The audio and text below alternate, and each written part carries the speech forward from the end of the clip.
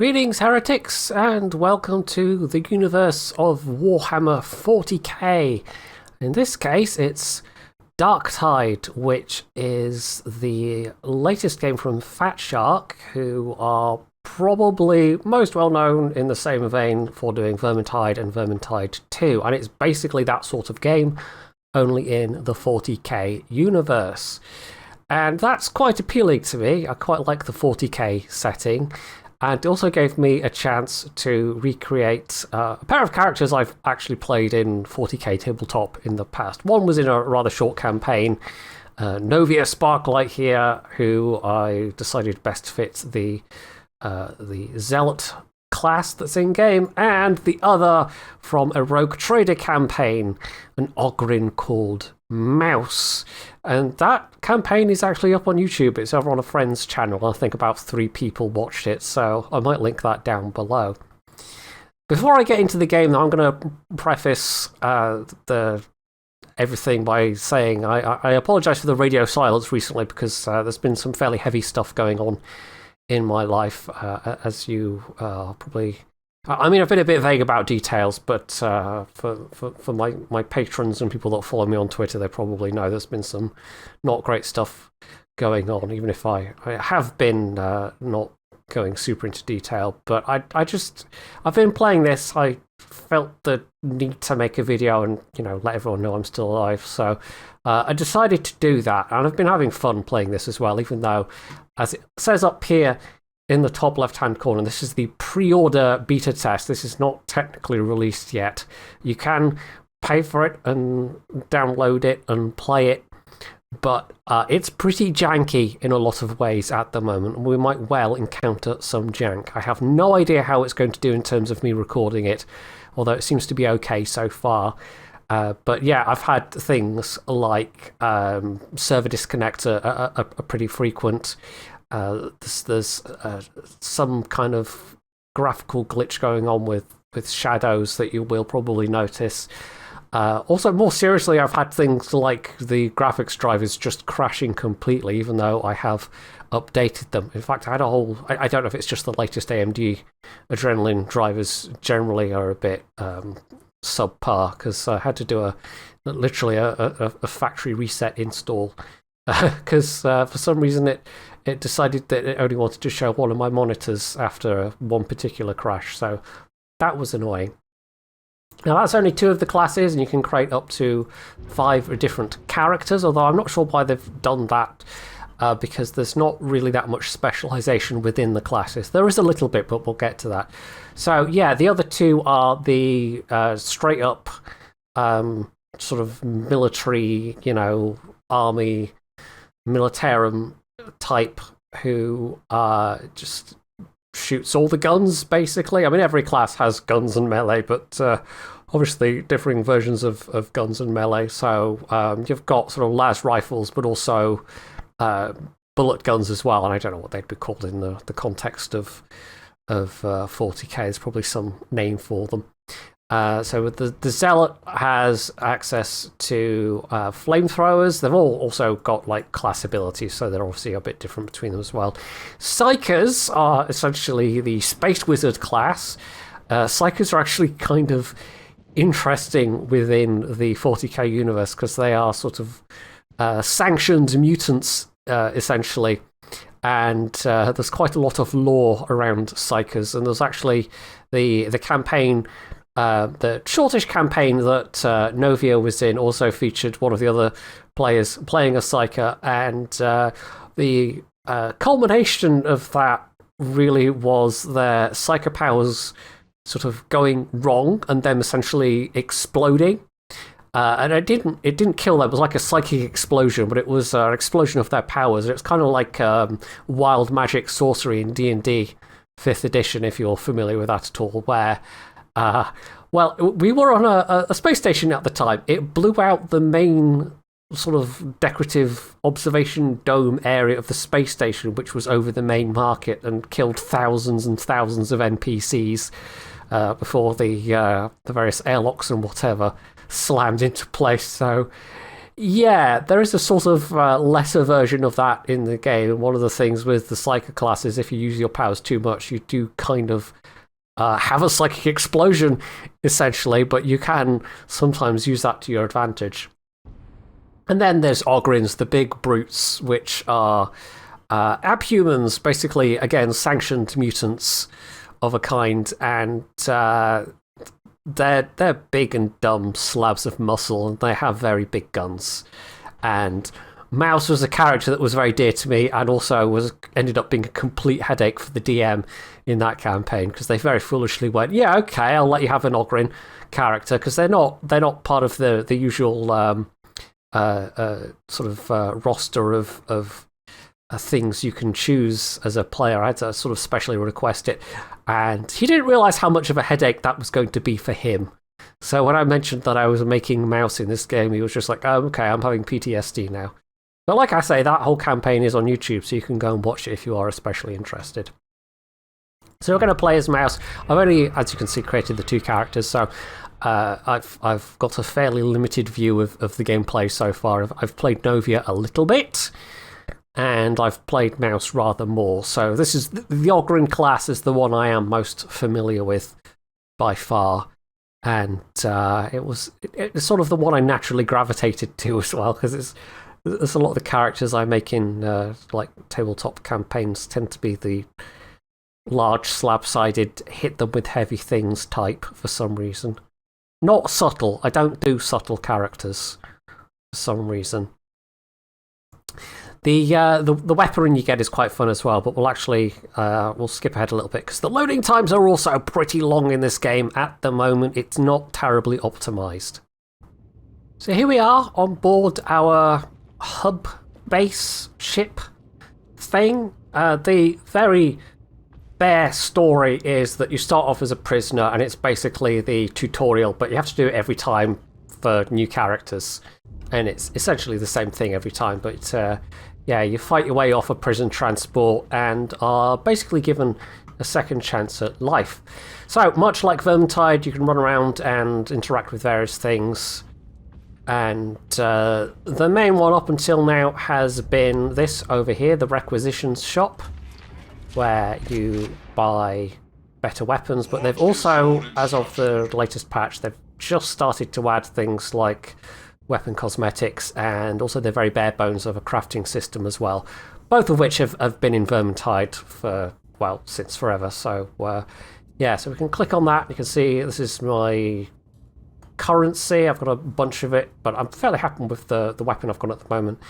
And as you go up through the character levels, new weapons and things become unlocked, and sometimes you'll see things that are available to you as a character, but you just don't have the level for it yet.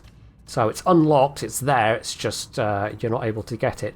There's also quality types. Higher quality types have extra different effects on them. So yeah, you can upgrade things as you go. And up until, as I say, quite recently, it's just been basically you buy the higher number ones, mostly more or less as they become available to you. The shop refreshes every so often. But sometimes, you know, there might be things like where you want to keep a lesser spec weapon because it has better damage or it has a better reload or something like that. There is now the opportunity to upgrade things. So, like, say, my slab shield here.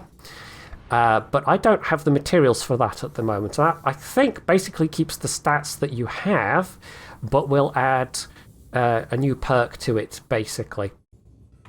So it's a way of, like, if you get a combination of individual weapon stats that you like, you can then add extra stuff onto that weapon, extra perks to make it more effective. They will at some point, by the way, it's all very abstract at the moment, it's just these little bars. Apparently one of the things they're going to do is actually add in the like actual number values so that you'll be able to see what you have available. So the only, like, the main weapon I don't have here at the moment is the Ripper gun, which you did see in the shop, because frankly it's not great. It's probably the least useful weapon. It's got a burst fire, but still a relatively rapid rate of fire mechanic going on. But it has also a very limited ammo pool. And compared to the other large projectile weapon you get, the twin-linked heavy stubber, it just kind of pales in comparison. The thing you start off with is actually this ridiculous-looking shotgun. This is a very large bore shotgun. It takes a little while to reload, and it's quite fun to use. And then you've also got the sort of grenade launcher version. There's also a grenade gauntlet.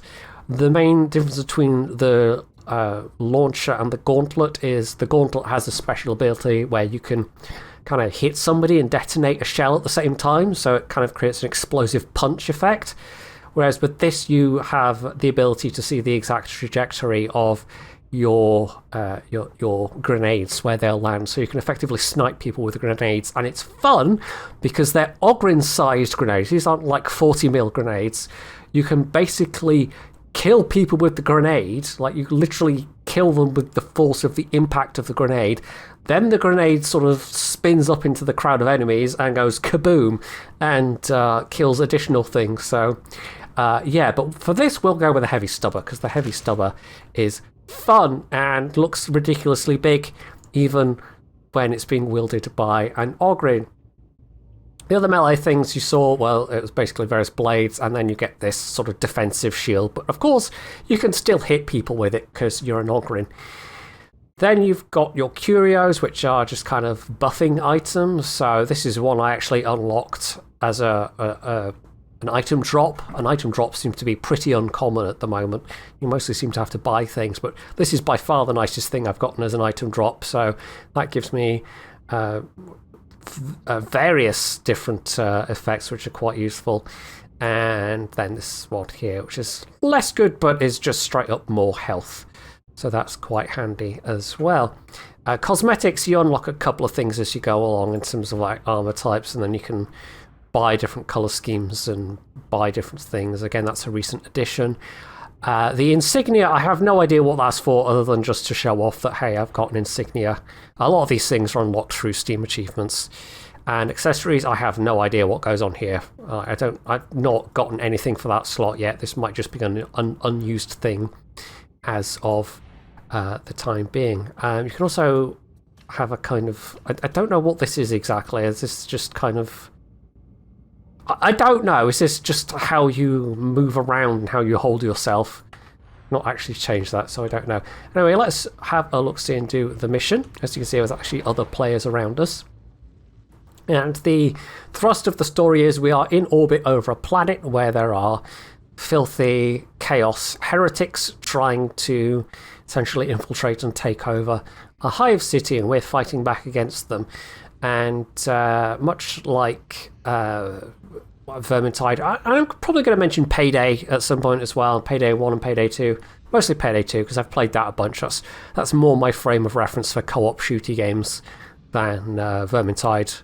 Which I played a bit of Vermintide 1 and only a very little of Vermintide 2 when that was available for free for a short period.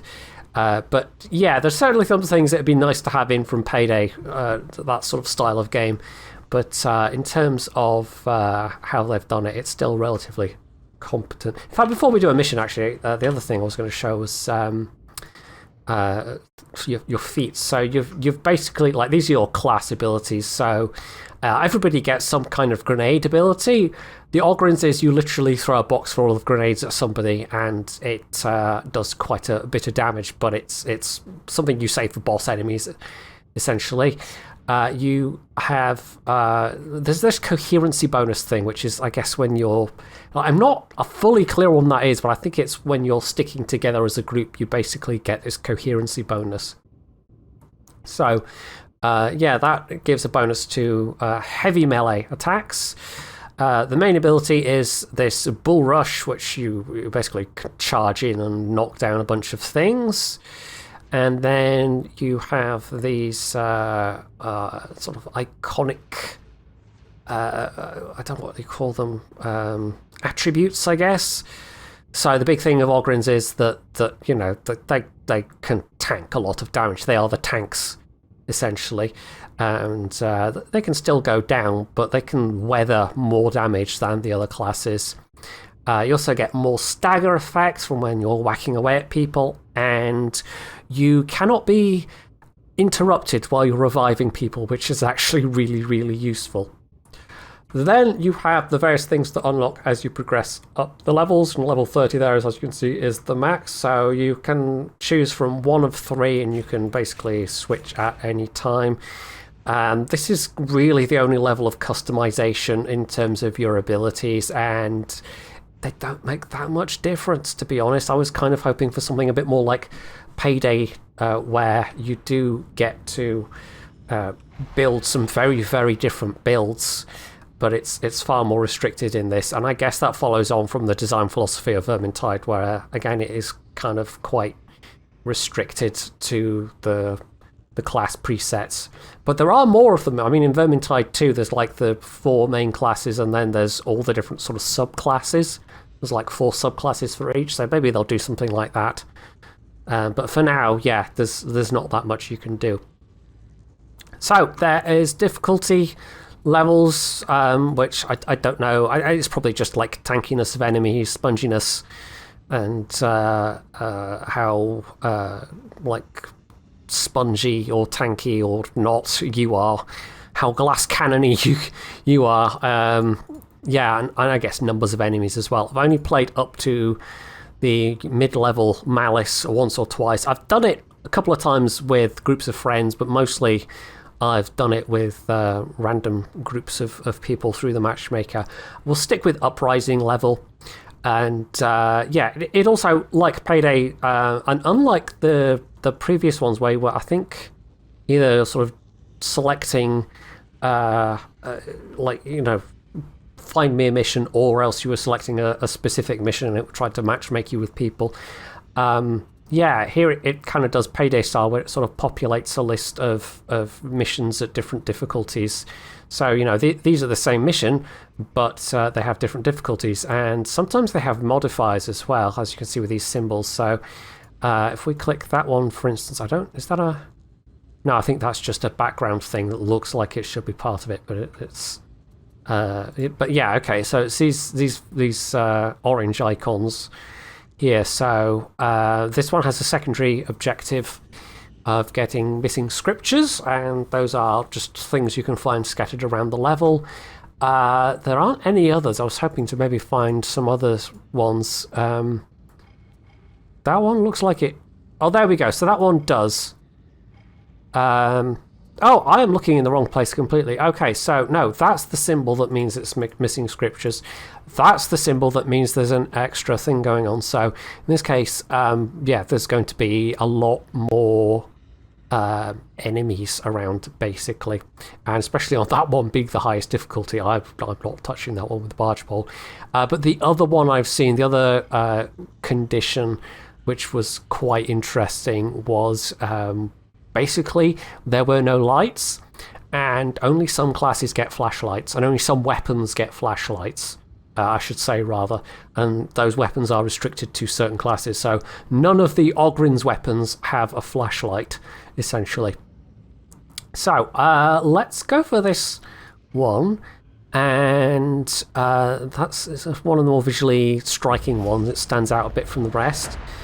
And we'll see what Endless Horde is like on this particular difficulty. See how I do.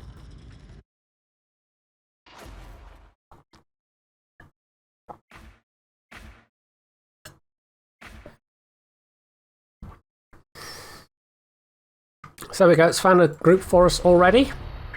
Everyone's readied up. You do get a chance to switch your loadout if you want to. Some kind of mind-altering signal from a complex. Rannick says the signal is feeding the heresy on a spiritual level. Whatever that means, it's bad.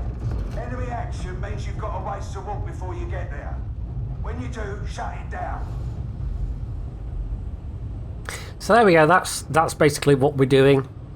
There's not really any randomization of elements as there is in Payday 2. There's a bit of randomization with what enemies are going to pop up where, but it's not like things move around essentially in the same way that they can do in Payday 2. I mean, generally in Payday, if you aren't aware, the overall map layout's generally the same, but elements within that map, like security cameras or even sometimes room layouts, can shift quite dramatically. So you might need to go hack a laptop that can be in completely different locations, or like the location of a security room might change around a fair bit. But generally speaking, I was going to bring this up, and you will notice it, is that the quality of the voice lines in that is the call-outs is quite good. Some of the lines are quite amusing. So this is some of the weird. You can see that on screen. Yeah, there's something going on with the light and the shadows there. I think I've also got. I think anti-aliasing might be turned off. I was monkeying around a bit with the graphics settings, because that's one thing that people were commonly reporting was the frame rates were pretty bad. So this is using FSR. Might see if I can actually monkey around with. Can we turn on DAA? Is that going to completely bugger my? No, that's actually. I can't have that and FSR on at the same time. Try turning on sharpening and see if that works. Right, that looks better. Okay. Right, hopefully the frame rates will remain mostly stable. I'm getting a bit distracted jabbering away, but yeah, the environments, I mean, overall, the visuals, they get it. It's pretty good. And there is quite a variety of different places you're visiting. So a lot of it's kind of like underhive tunnels and whatnot. I mean, it's all ground-based, so that you're never on like spaceships or anything like that. But there's sort of variety of like, this is a manufacturing area, and this is a bunch of underhive slums, and etc., etc. So yeah, there's also quite a decent variety of enemy types as well. Some of which are specials. You can tell them, like this guy is not a special, for example. I mean, there's kind of like the mindless hordes that generally only have melee weapons, and you've got guys that are meant to be like corrupted Astartes, and then you've got people like that who's a sniper with a nasty knockback effect, or the hounds which knock you over. There's trappers, which I'm sure are very familiar to anyone from Darktide. They were always an annoyance. Yeah, so there is quite a variety. There's also a very recently introduced type of like a chaos demon spawn type thing, which comes in and is very, very nasty indeed. So I'll grab that little ammo tin. There's various different kinds of pickups. The most variety is actually of ammo. Oh, he's got a heavy stubber as well. Nice. The ammo is like, you have to judiciously use it, especially with some weapon types. This probably has the most out of any of the projectile weapons you get as a novel. Well, it definitely does. I mean, the shotgun gets like 30, and the grenade launchers are usually sort of 20, 25-ish. The Ripper gun was like 80 or 90, and you would run through that so quickly. So yeah, the Ripper gun was just not much use at all. It's kind of like there if you want to play melee and occasionally have something to shoot. Anyway, that, by the way, that's a battery. The thing we actually passed is a Medicae station. There's also like ammo packs and med packs that people can pick up. So they can be like deployed, and you've already seen the ammo tin. There's also a kind of ammo bag style thing which gives you a lot more ammo back, and grenades as well. I actually have to do the grenade at some point, throw it at something. In fact, we could do it right here. Hello, I would like to... never mind, he's dead. I was going to say I'd like to throw a box of grenades at you, but he died before I could do that. Now, it's worth exploring around a bit, because that's a grimoire. That's one of the bonus things. But having picked that up means I can't now pick up any ammo boxes or med boxes. but I can still obviously collect like ammo tins and whatnot. Let's do a jump down. We don't need to that much, but anyway. Oh, that hound is trying to get away. Frame rate's holding up alright so far. I really wasn't sure how it would. Well, this is me using my right click to aim, which obviously improves your accuracy and stability a bit than just kind of quick firing. But there's that little bit of delay while you do it. The special attack with this one is basically a gun bash. It is for a lot of the Ogryn ones. Although, like I said, the grenade gauntlet actually gets kind of explodey punch as a thing it can do. Downside of having a big gun is it does have a lot of reload. And we're both going to be going for that. So he's just picked that up though. So he's picked up some ammo. So he's going. It was like, okay, you can have some ammo as well. And this is a more experienced group of players. I mean, they're all higher level. So yeah, I think they're all a bit more aware that, hey, you have to share things out. You can't just go gobbling up all the ammo. And yeah. Right, we might as well just use this. We don't have to charge this one by finding the battery, so that's got rid of a bit of the corruption, but I think we're actually also getting corruption from holding the grimoire. Oh, you're a naughty dog. Oh, let's run away again. No, there we go. Go away, that's fine. Right, no one's thrown any grenades yet, I don't think. I mean, other classes get to use like proper area effect grenades. I think the soldier class, it's like, this is, you know, classical throw grenades. It does grenade things. That's a sniper. It's a sniper. You actually get in the top left if you kill a special. It actually tells you which one you've killed and who's killed it. So that's quite nice. But yeah, the zealot gets like a flashbang kind of stun grenade, which is quite handy actually. It's kind of I think the Vermintide 2, it was like the Dwarf Ranger class basically had that ability. So he's grabbed that, that's fine. Yeah, this is one of those, like, there's a little bit Payday-ish, like sometimes the objectives are grab the thing, slot the thing in the other thing. Ogryns actually, like, it slows down everyone but Ogryns, which is a nice touch. Ogryns can still move at just their regular speed when they're toting around big heavy things. Right, we're gonna, oh, that's a trapper. And I've been trapped. Okay, that's fine. I can actually mark him to highlight, hey, I've been trapped, come help me. But yeah, we're almost out of ammo, so let's switch to my slab shield, which blocks a lot of attacks, but you can also do a heavy attack with it, which is quite nice. One thing that does not mesh up is that even though we have our bull rush ability, you cannot do that whilst wielding the shield, and I think that would be really nice if you could wield the shield and bull rush and have extra knockback or something like that. I kind of feel like that should mesh up.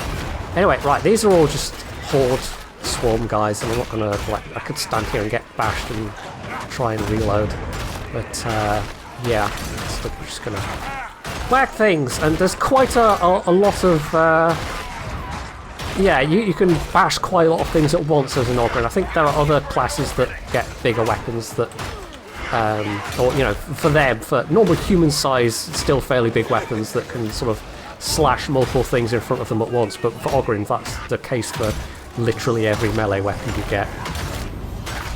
So I'm losing a little bit of health here, but I'm also tanking a fair bit of it.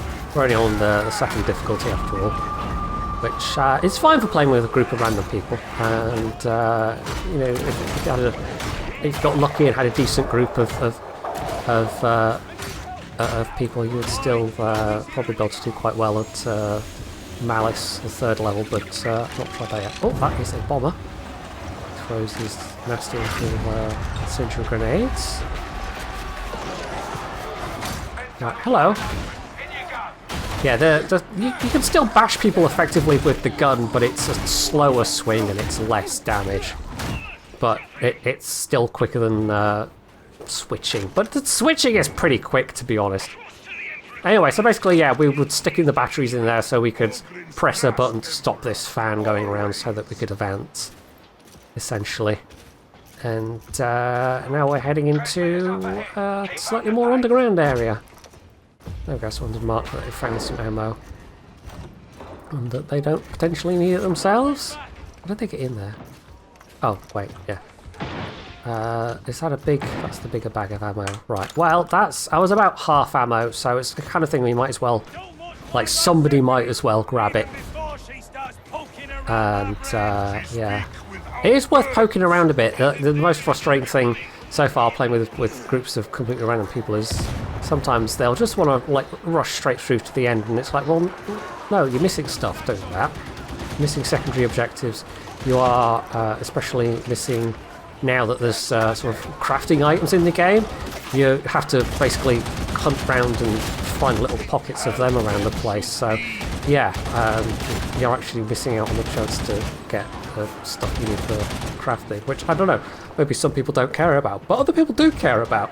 If you're running ahead and getting to a point where, like one of those locations where you can't backtrack, which there are, you know, most levels are broken up like that quite significantly, then yeah, if somebody gets grabbed by a trapper or knocked down or just goes down because they've lost too much health, then there's nothing you can, like, if you're sort of back somewhere else, there's nothing you can do about it. But this is a heavy guy, of the more well-armoured ones. But we are doing some damage, and you can actually get kind of like the orange crosshair if you're doing a bit of damage. And obviously red crosshair means that you've gotten the kill. Right, that sounds like a pox burster. They're unpleasant. There's quite a good amount of... Oh, I was clicking to fire there. Anything was happening. I don't know if that was a thing that's meant to be with the gun, sort of jamming or whatever, or... Well, there we go. That was a bit of crafting material like that. Or if it's like a little game glitch where it's not registering that, hey, I'm pressing the button, I would like to fire my gun. It's not supposed to have like a spin up, it's not a minigun. Like, oh, I'm taking a lot of damage right now.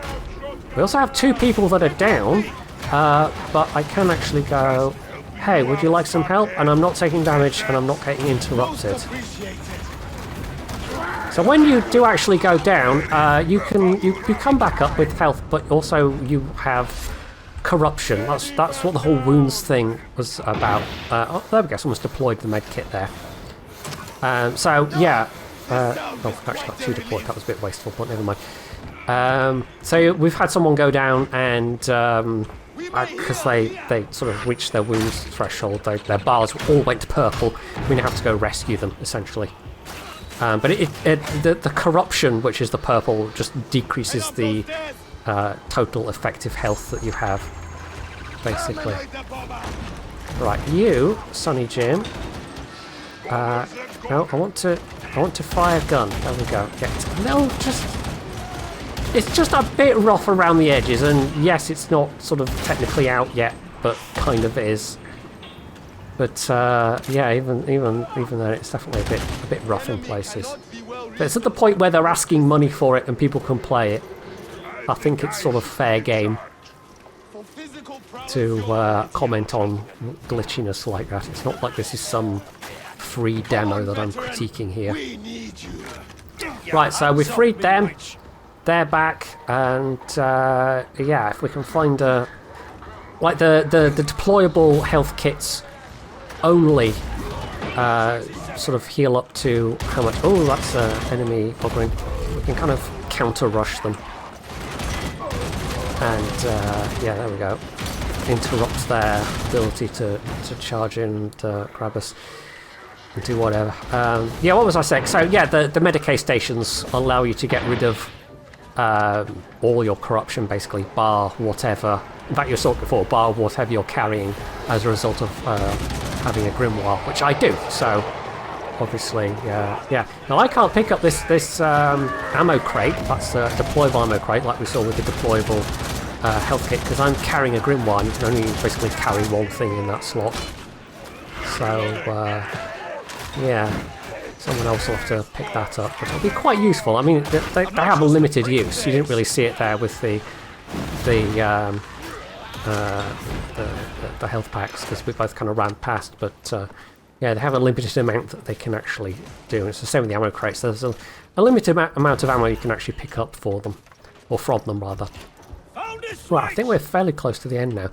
Don't need that much ammo, so we'll let someone else get the ammo stash. And actually somebody's just deployed that ammo crate, which I don't think was super necessary, but okay, it's fine. So I think, yeah, this is going to be us nearing the final section. The missions are sort of 20-25 minutes. And essentially we're going to get up to the control center area and purge some nasty, fleshy, tentacly demon things. So as you can see, there's a bit of corruption going on here. Goop on the walls, demonic eyeballs, weird maw things. So yeah, we have to squash the little eyes, and then a big eye pops out, and then we have to blap the big eye, and then we have to do that like 3 more times or 2 more times or something. And there's another mission where you basically get to the end and have to do the exact same thing. It's just the kind of environment that's a bit different. Oh, you're a chargy boy. Yeah, that's mildly annoying. Right, so this is where, like, the other weapon that's particularly useful for these big hordes. I mean, the stubber's great as long as you have ammo, and you do have a fairly large ammo box, essentially, attached to it. You've got over 100 rounds, but yeah, the other one is the grenade launchers, which are great for lobbing into the middle of those big crowds.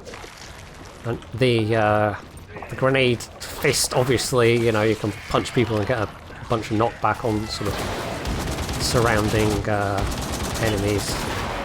Oh, that's a sniper. Yeah, snipers have do damage and have a nasty amount of knockback as well. They are unpleasant, snipers. So yeah, they're very, very useful, and yeah, it's just kind of a pity you can't.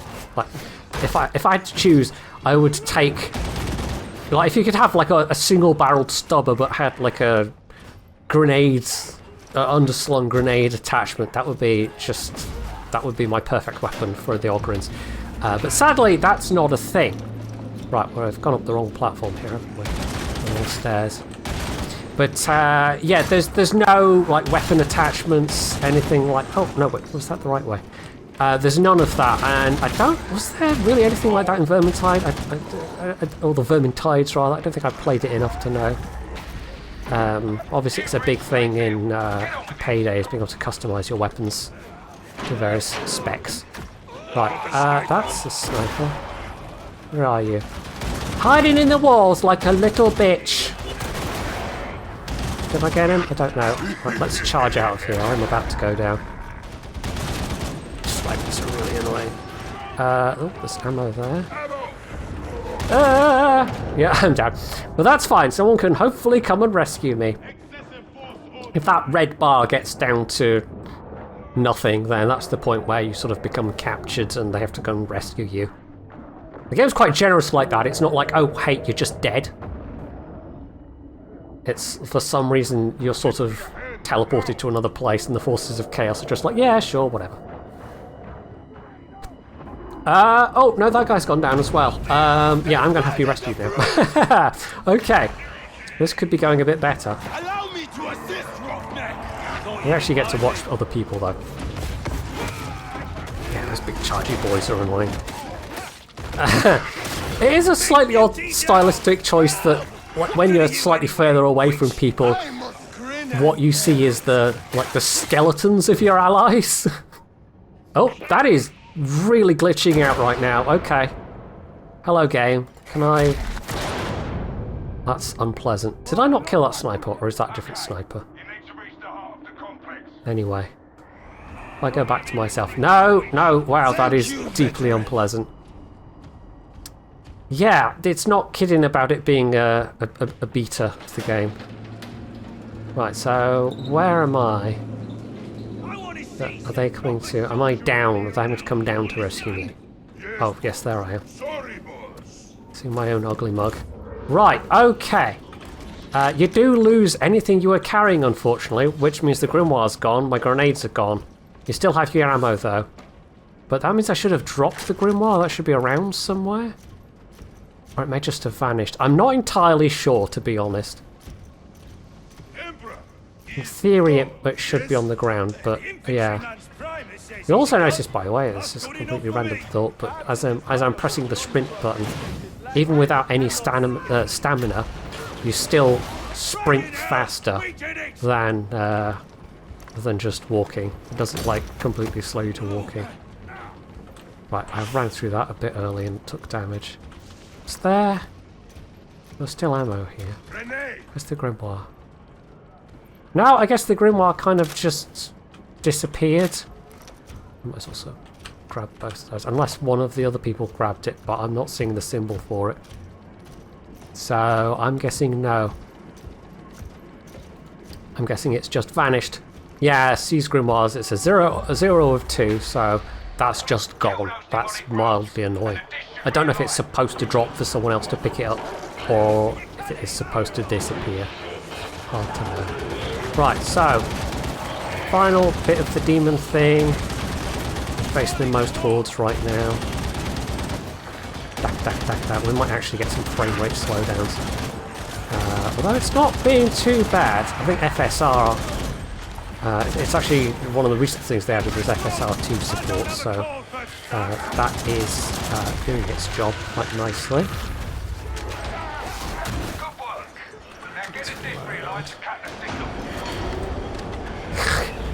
The death animations are quite good. Right, so now we just have to hold out for a bit. Against some... No, there we go. Clicking my mouse and again there's nothing happening. Ooh, that's... Is that... No, is that an actual heavy gunner that's doing knockback or... Yes. Oh no, that was a bomber. Oh, that's a trapper, let's kill them.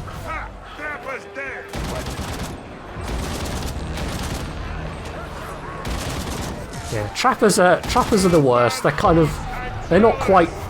I mean, I don't think there's any equivalent of the assassins from Vermintide. The closest equivalent of the assassins from Vermintide I can think of is the cloakers from Payday 2. That sort of noise haunts my dreams sometimes. But yeah, I don't think there's any direct equivalent. Maybe they'll add one at some point. The random demon spawn things can be pretty nasty, but I don't know what the condition for those is.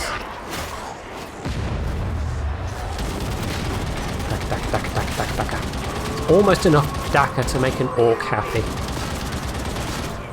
Probably very wasteful of ammo, but anyway. I mean, in Payday 2, one of my favourite types of gun to run around with is LMGs. And they do have a pretty decent selection of LMG guns in that game, so yeah.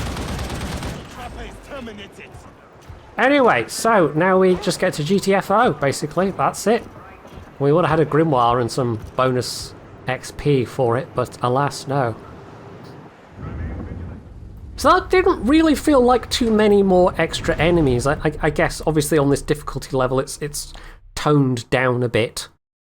But it still didn't feel like that many more extra sort of hordes of enemies than usual. Maybe it was more noticeable in terms of there being more specialist